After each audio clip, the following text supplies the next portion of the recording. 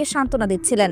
ভাবি বলেছেন, আপনাদের ভাইকে বলে আসছি, কোটি কোটি মানুষ তোমার জন্য দোয়া করছে, এবার বিছানা থেকে উঠে এসো। একজন ওসমান হাদি হয়ে ওঠার পেছনে ভাবির ভূমিকা ছিল অনেক।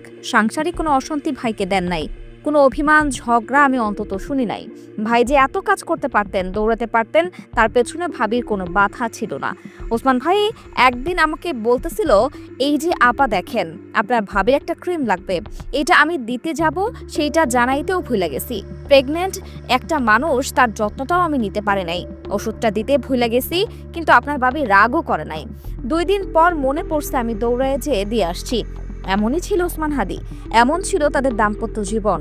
আমাদের ভাতিজা কত সৌভাগ্যবান মাশাআল্লাহ যে সে এমন সাহসী ধৈর্যশীল রমণীর গর্ভে জন্মেছে। ওসমান হাদির মতন একজন বীরের রক্ত তার দেহে বইছে। আমরা আমাদের ভাতিজাকে মুক্তার মতো নিরাপদে রাখবো ইনশাআল্লাহ।